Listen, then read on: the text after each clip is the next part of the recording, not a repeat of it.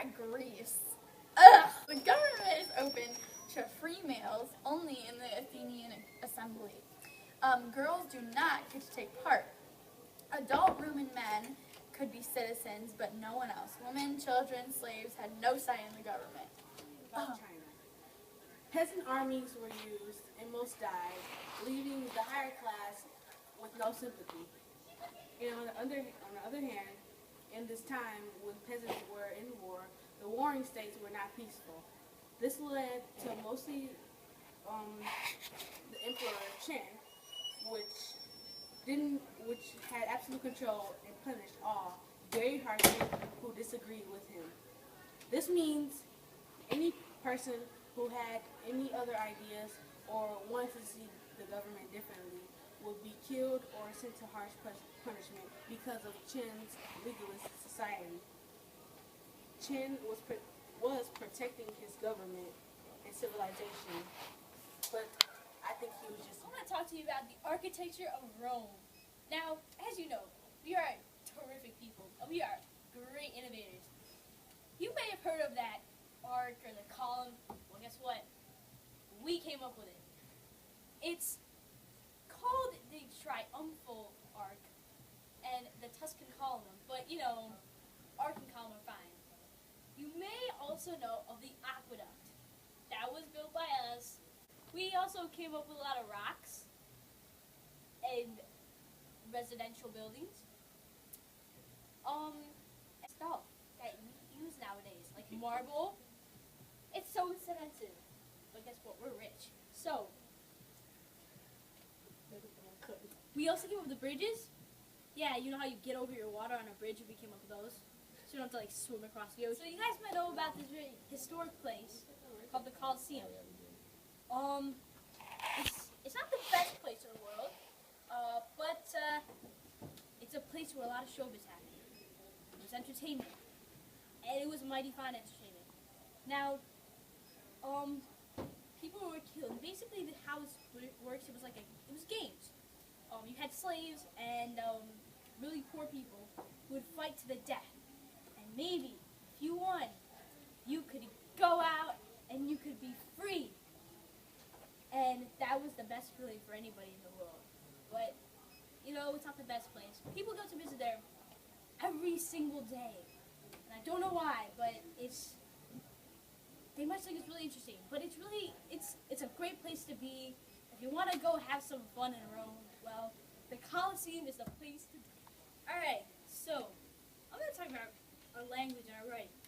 Now, Rome was one of the first places to develop language. We developed Latin.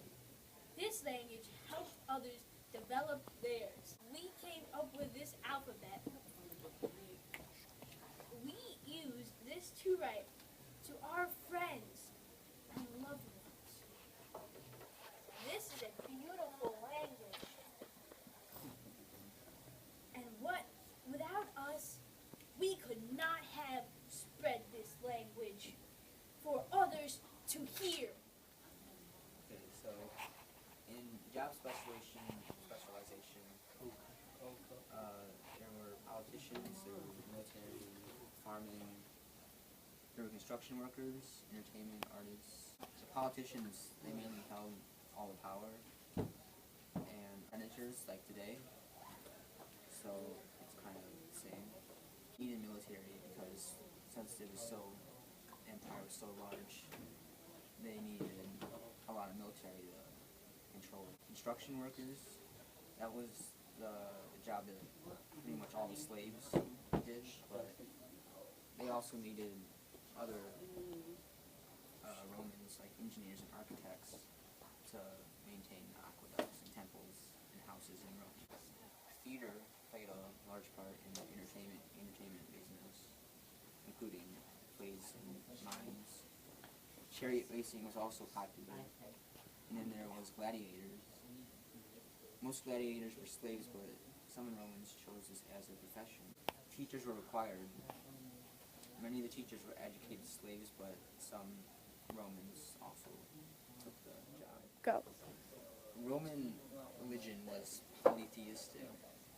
from an initial array of gods and spirits, Rome added to this collection to include both Greek gods as well as a number of other gods from different cultures.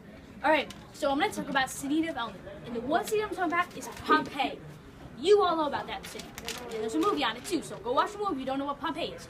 Now, in this city, we have many roads and streets that we can use to get to and from places, and they're far away. We have farming, we have many tourists, and that come to see major events that have happened here. You've heard about the volcano burned down and everything. Also, one thing I want to talk about that we developed from a lot is the people. In it was kind of like a Coliseum thing, and it was kind of like a replica of this Coliseum. And we fought. We had these poor people that fought, and they were slaves, and they fought to the death. And we have developed from that. There's no more slavery there. There's no more fighting. You're a free person in this world. Okay, so the government in Rome, there was this huge empire, and then there was the executive branch and the judicial branch, and then down below is the legislative branch. This was sort of like the White House right now. And so the executive branch had councils, 2 elected annually, and the judicial had judges, 6 elected every 2 years.